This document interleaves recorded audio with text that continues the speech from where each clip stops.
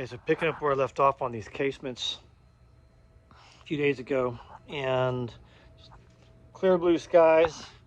It's not going to rain today, I don't think. So we're going to start going from this one to the next one to the next one to the next one to get them fit, so that once they're fitting, then we can get them to the shop to Israel, and he can do the rest, start the restoration process on them. It's one of the most important things that you can do in Windowcraft to start is to make sure that you get everything functioning as it should. Everything has to function as it should. If it doesn't, then what the heck are you doing stripping everything down for and repainting it? You can't. I mean, you can, but then what are you going to do? Fit it after you do all that work? No. What the proper order of operations is, tune everything first. Tune it, okay? Get everything working. Now, okay, somebody's going to say, well, what about the wood repairs? Well, you might have to do some wood repairs to get to that point. Hence, I had to fix this sill, right? That's what I had to do to get to where I could hang these guys. I had to put the sill in the right spot with the right sill so that I could do it. Okay, well, that's part of it. Before I could even do the mechanics, I had to do that. So, and knowing that is the kind of knowledge that you get with experience and time, okay? Because what happens when you don't know is you do the wrong thing, or you do the right thing in the wrong order, and then you forget or realize you should have done something before you did what you did, and now you have to undo what you did, that right thing, right? Because you did it at the wrong time, so you can do another right thing in the right order. That's how you figure out the order, right? Order of operations emerges as you do it in the wrong way. Anyway, so that's what we're working on here. We're going to get this reset and swinging, and then back to the shop so Israel can do the restoration process. Oh, here's something. This corner here. So do you have to fix everything before you get it swinging? No, you don't have to fix this, but ultimately you do have to restore the ends of this. It looks like it's just been worn out due to weathering and water, but the fundamental shape is still intact. You see that? Israel's gone through and stripped everything, and so Israel and Scott has got everything ready. But I'm going to go ahead and hang it, even though there is this. I don't know what this. If you call this, is this rot? I don't know. It doesn't feel like it. Maybe it might be rot. It's just weathering, So I'm taking this piece out. Maybe I shouldn't have done that, but it's out now. Okay, so look what I've done. Okay, I've put my casement sash in the opening here. Okay, and I've got it attached on this one hinge up here. Okay. Notice I've got a lot of things going on here. I got a pretty nice even gap along there. This is almost lined up perfectly. It looks like it might have to go up just a little. Look here, it's touching right there. Maybe some of that has to come off. Okay. Look what's happening down here though. I've got a huge gap right there. Okay.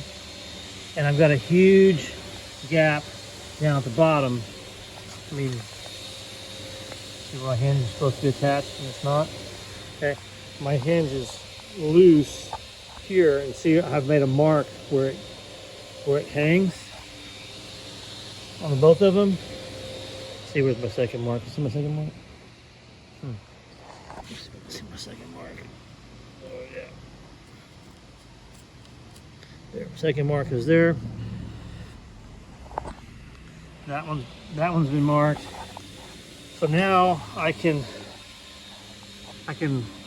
now mortise from my hinges here, set those guys in and see what the truth really is.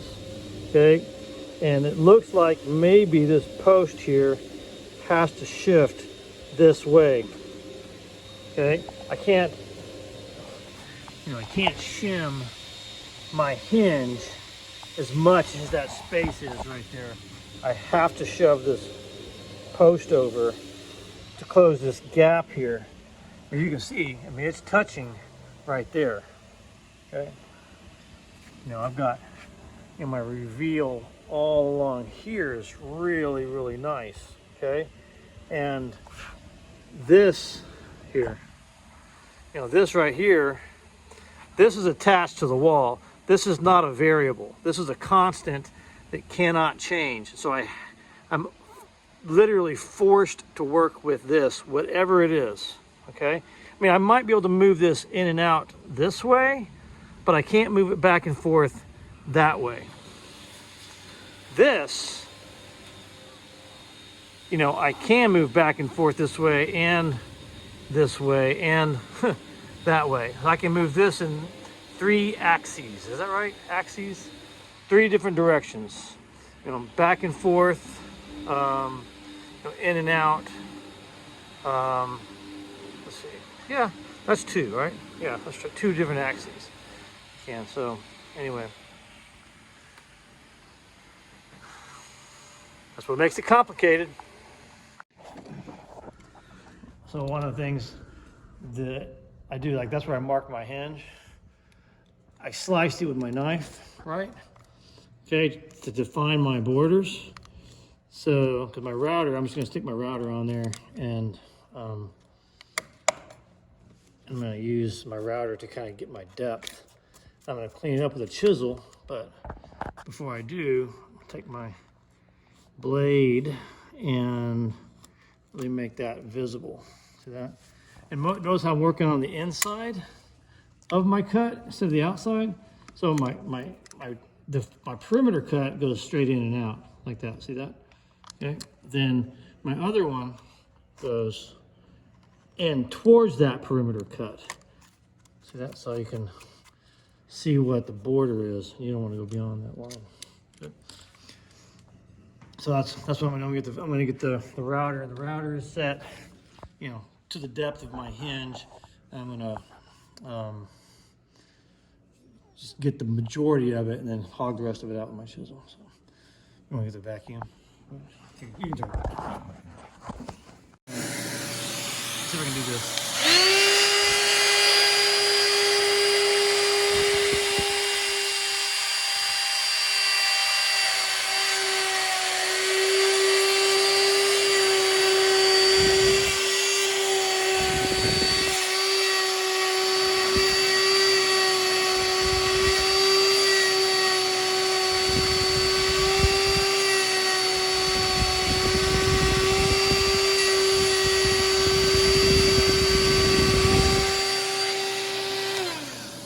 Cool. So now that I've done that, you know, somebody might ask me something like, well, Steve, why don't you, somebody might ask, Steve, well, why don't you just use like one of those jigs? Well, like there's a router jig you can use on this. And sometimes that is useful, but in old work like this, where I'm taking something that's old and pre-existing, I don't know how it's gonna fit. I mean, this mortise might actually have to move up and down a little bit. I mean, the time that a jig's gonna save me is minuscule, you know, in the grand scheme of things. You know, I mean, I can just almost be just as fast, you know, with this by the time I get my jig out. And plus, also, you know, somebody might say, well, you get a jig on 3 different sizes, you know, for the 3 at once. Well, you can use a jig like that. Like if you're building this thing new, you know, I'm building the whole set, you know, all 4 sets, of course, I'm going to use a jig to make sure that everything is the same. But, you know, I don't know that the people who originally built this used a jig like that, you know, to kind of make it evenly spaced, exactly the same from unit to unit to unit. So, you know, maybe I'll find out that they did, and then I'll be sorry that I didn't, you know, use a jig, but I don't think so. This is about fast enough. So that's a real quick way to do a mortise, hinge mortise there. Well, that's good. All right, so I'm gonna take this guy out here, you know, it's just being held in there with the screws. But solving casement window problems, wow. Okay, so look down here, okay? Well, down there. Compare down there, that big gap, with up here, okay? Up here is close to what it's supposed to be, and you know, and that stands to reason, because when this whole unit is assembled, then you know this piece right there, I can see it's an original. That's where it's been replaced with a piece of pressure treated. This here is kind of locked into where it was originally, right? Okay, so that's, you know, you can count on that that's right, okay? When this was replaced or rotted away down here, okay, this was allowed to move anywhere it wanted, plus the addition of a new piece of material.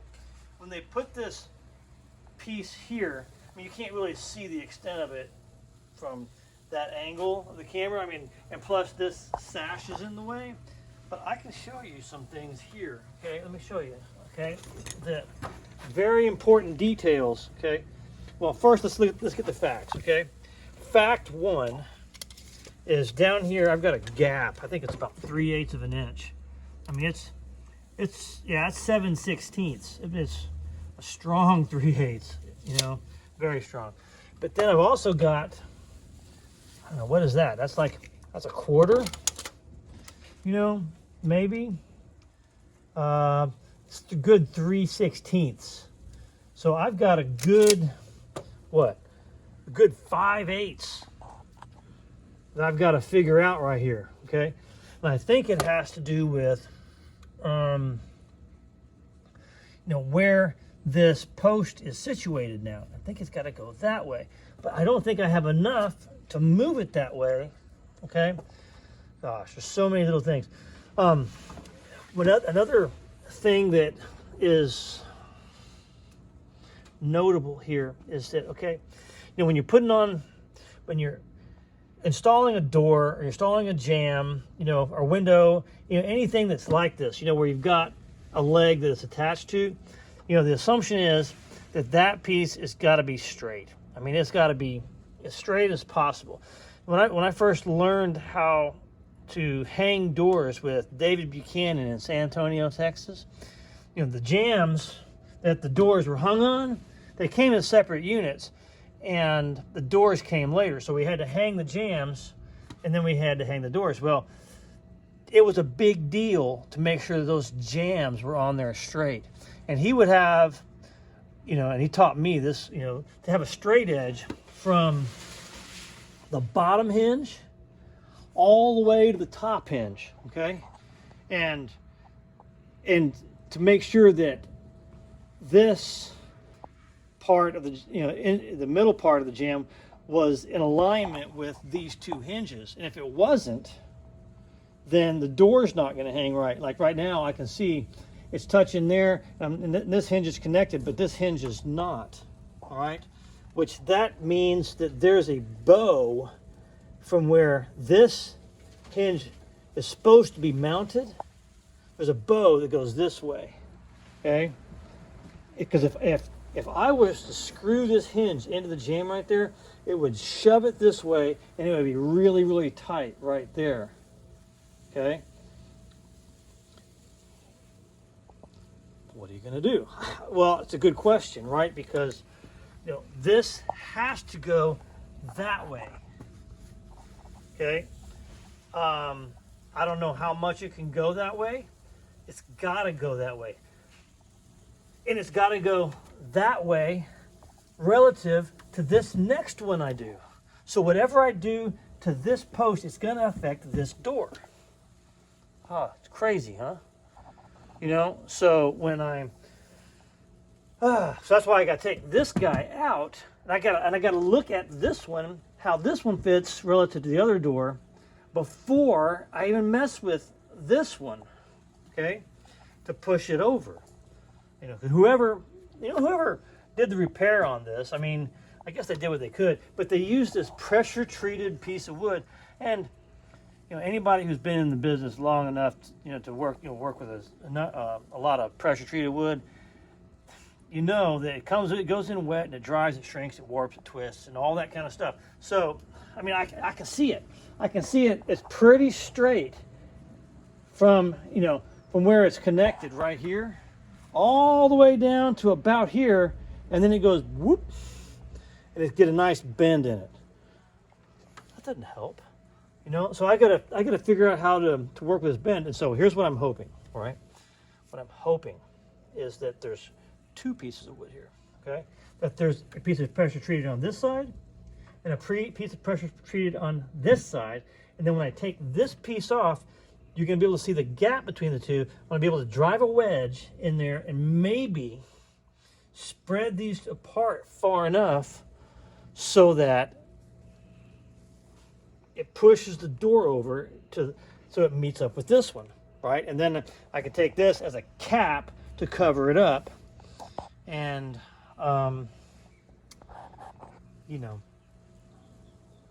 put it back, I guess, the way that it was originally intended to be. And at the same time, mount this particular sash in the right position. Okay, but fortunately, why is it fortunate? It's because I know that this one here, is it this one here? Yes. Is it surprise? No, it is. Oh, it is this one. This is the one that's got the fake piece in there. Okay, right? So this one has to be remade anyway. So see, okay, now that's where I'm in luck. All right?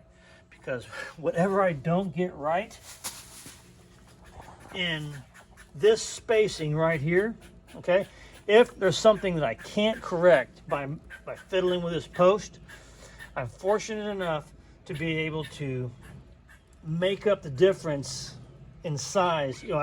I can make a custom sash to fit whatever gap I have there, right? And so, tell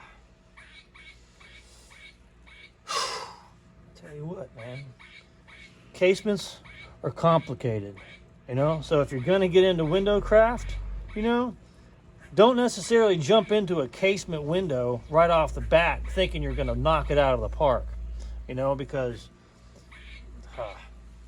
I've been doing windows and doors like this for over 30 years, okay? And I'm looking at this going, wow, So, and the client, what's the client expecting? The client is expecting me to knock it out of the park, right? That's what they're expecting, I mean, they want these windows to function. They want these windows to work, and they want them to be beautiful. So what are you going to do? You're just going to walk? Say, I can't do it? Well, some people would have to. Some people would have to. Most people would have to. Most people would have to walk because they wouldn't know what to do. Or they wouldn't be committed enough to figure it out. I'm saying? It would take too much time, too much resources. They would lose their shorts, and anyway. Well, let's see how this works out. Okay, so we're in luck. I've got two 2x4s from Home Depot, all right? And they are spread apart so that I can drive a wedge in there and spread them apart as needed, all right? Now, here's the mystery, okay? Is why did we cut a scarf joint into this piece of trim? To me, it makes no sense. But they did. Because if you're going to go through the trouble of putting Home Depot lumber in here, obviously you want to cut a scarf joint, into the end of the piece of trim down there. So, obviously. We got that off, right? So here, now look, you can see here, focus in on right there. See, watch what happens. I'm going to move this over. Right? See how it's moving? Okay, that's real freaking stiff, man. I gotta figure out how to wedge that so it stays, which is real nice. Oh, it's getting better. Okay, so it's getting to the point where almost where I can maybe adjust the hinges. I mean, I still got a very tight reveal up there. This is very loose. I can still see daylight through it, but man, we're getting really close. I mean, look at the split though. I mean, there's a nail there. I got a big gap right there. I'm trying to spread it out here, and hopefully what I'm gonna do is once I get this, gosh, that actually did a lot of good right there. Whatever I did here, like, okay, must have been look at that, watch. But see, so that's moving. See, that's good. I can, that even backed it off a little bit up there, just a hair. So I'm gonna have to wedge it here at this hinge. I don't know what it's gonna do to this. But remember, again, this is the one that doesn't matter as much because I can remake this sash to fit whatever the actual opening is. I mean, I really like that reveal. I mean, I might be able to get a little bit tighter. You know, the good question is it gonna stay over time? And I think, you know, properly wedged, properly fastened, it probably will. So, does that make sense? Yeah. You know, that's how important this leg is. You know, I'll probably wedge it right there. You know, fix it at that spot, and then maybe I'll figure out a way to attach this guy down to this new sill so that stays. Because I got to use that sill to lock that leg in place so that this casement doesn't move. Fortunately, this casement sash doesn't weigh much, you know, so there's not a lot of stress on that post to move. So, and actually it helps because this is the one that's fixed. This is the active one here. See that? Okay, so this one can stay shut a majority of the time, and that one can remain closed. Anyway, that's where we are now. I've got, well, there's a lot of things going on. I mean, you can see the connection where they have replaced this. This piece of wood here, I mean, it looks like fur to me, but I mean, that's irrelevant at this point. But these are 1 5/8. These are 1.5 inches, obviously the pressure treated. And that's what accounts for this 1/4 inch gap right here. You know, 1 5/8, 1 5/8, 1.5 inches, 1/4 inch. So these are together. So this is up here is where it, you know that's how it was originally assembled. And here's an interesting fact. That's a knot, okay? That's an original knot, which, you know, most people would think that you wouldn't put a knot there, you know? But hey, there it is. So a knot was acceptable to somebody, but anyway, so look, there's a knot there, so we're just we're like par for the course. But now, I mean, if you come here and look, I mean, I've got a nice gap right there. You see that? Okay, and see how relaxed that is? Okay, that's what you want. If it's not relaxed like that, that means it's binding somewhere, and you got to find out where it's binding. But there is one thing that I'm wondering if I can address, because look, if when I touch here, you know, it stops there like it's supposed to. Follow this line all the way to the bottom, okay, and you can see that this guy is which one am I talking about? This one here is a little warped, okay, and so one question is, you know, do I adjust this back and forth? And I'm thinking about this. I'm going, you know what? Not really, because, you know, like my locking hardware is going to go, you know, right here, and this style is going to pull against that style, okay? because you see how it overlaps here. That's a cool design. So when this guy pulls in, look, it's gonna put tension against that, the style on this guy. This guy's the active, this is the stationary. The active one, when the hardware pulls in on it, will tighten everything together. So it'll pull real nicely. Now the only trick is, to make sure that this style, down there, that the connection is solid so it doesn't move.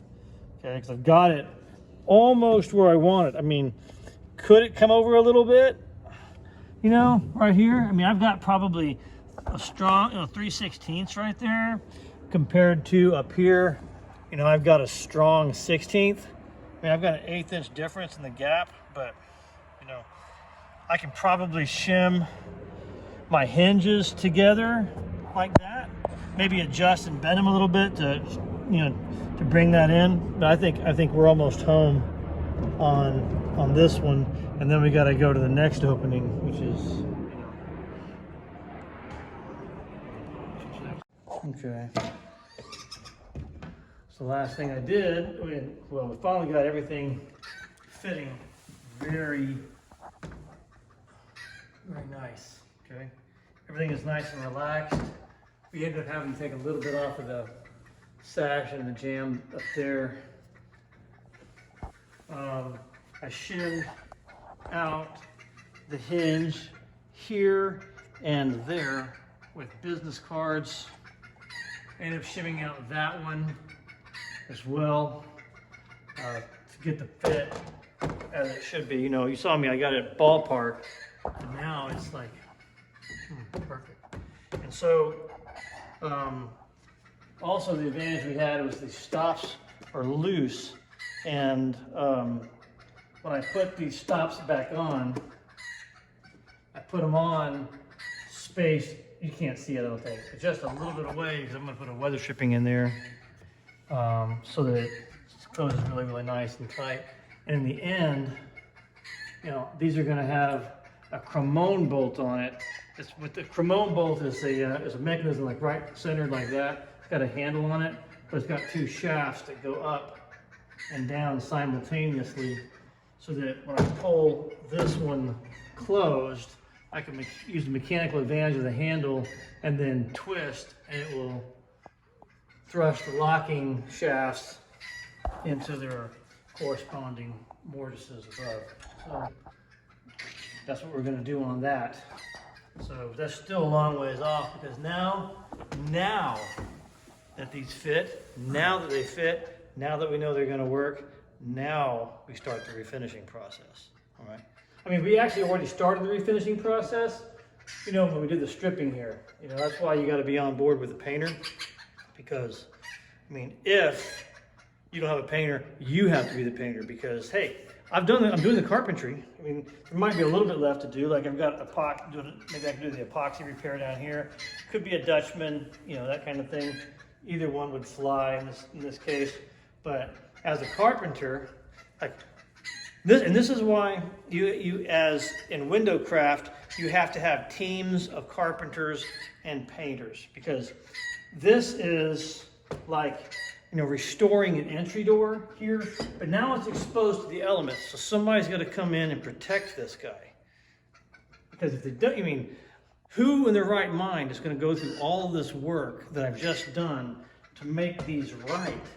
Okay, to fit these back the way they were going to fit, the way they fit originally, to restore their function, and then not finish them properly. You have to finish them properly. Okay? And to not do so, it's just, gosh. And I guess there's a lot of people that all they do is refinishing. So I'm not sure how that balances if you've got, work like this to do. There's still some stuff that we could address, like, maybe we'll address this sill here. I don't know, it doesn't seem original to me. There's a gap right there underneath the stop. That maybe this has got to come up a little bit, but I think that whoever redid this in the past, with these repaired pressure treated wood, probably put this piece of wood in there as a stool.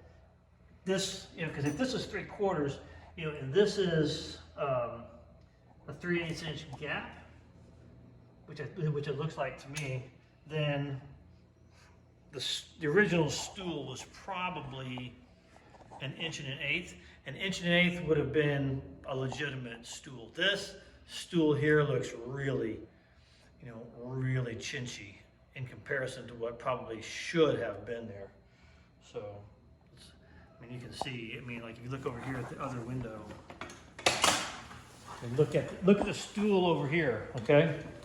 When you look at the stool here, okay, that doesn't make any sense. Why do you stop it there? I mean, if there's going to be any offset, this offset needs to be here, right?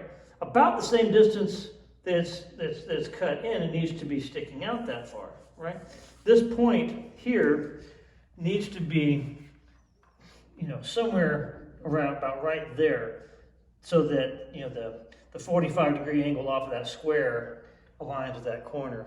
So, you know, this, I'm pretty sure that they, how do you say, they redid that, you know, back in the day. So anyway, but that's what I did to that window with the casements. That's what I now have to do to the next one. But the next opening, I have to actually make the unit that goes in here. This one here, the right sash it's wasted. I can't use it. So I got to make the copy to put that in. Okay, these, okay, I can work with this. I can work with, no big deal. You know, it's probably going to work just fine. They look like they're fitting already pretty good. So, you know, so that's going to work to our advantage. So, anyway, thanks for watching the Casement Show. Join us again when we work on casements and encounter a whole different world of problems on the same kind of thing.